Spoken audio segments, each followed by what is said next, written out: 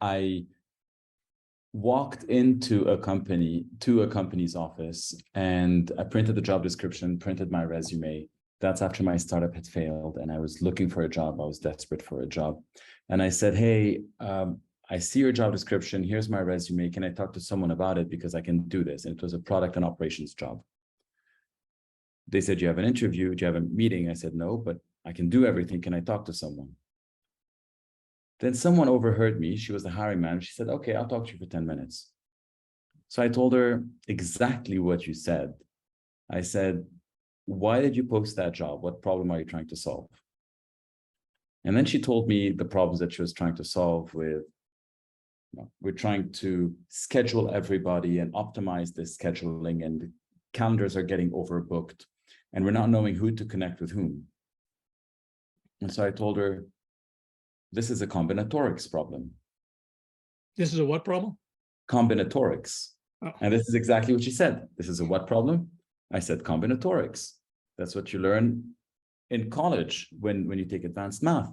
And that's how to optimize the path from point A to point B. So for example, if a flight flies from one city to another city, does it need to fly back? And at what point does it need to refuel? And does the crew need to change? So having lots of flights, lots of destination, lots of crews, combinatorics optimizes that path. And this is a problem you need. At this point, any questions she had, she told me were out the window. And then she was completely focused in on exactly what you said, turning the job, the conversation into performance objective. She called the one person after another. I ended up meeting 6 people in the span of 3 hours, and I started work the next day. You can't ask for a better example than that, but I like the way Roy said it is, it's not clear what problems you're trying to solve with this job. Can you define those? And that changes the conversation to an assessment, to a problem-solving session where you're going back and forth on solving the problem. It's a game changer. I mean, Roy, I got chills you just saying that. It is a game changer. And most candidates are afraid to ask it. They prep for all the wrong stuff. No, prep for this. Then you have to, but it'd be good if, Roy gave an example, or maybe he didn't, but he started talking, he gave an example of what's most comparable. And you have to do this whenever somebody asks a misleading question. Well, we need someone who's good communication skills. And the implication is that your accent is bad. So whenever anybody says, do you have a background in this or a background in that, you've got to just say, how is that used on the job? So let's assume that it's communication skills.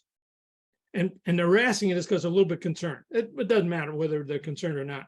How is that used on the job? Oh, well, in this job, you have to make quarterly presentations to the executive management team on the project status. Oh, let me give you some examples of where I've done that. So by converting a skill, oh, it looks like you only have 1 year experience in Python and we need 5 years experience. And you might want to say, well, how is that 5 years used on the job? Well, we have to design this, this, and this. Oh, I've done that before. So it's the idea of taking whatever they say and saying, hey, can you tell me how that's used on the job? This little slide here is so powerful that you've got to own it.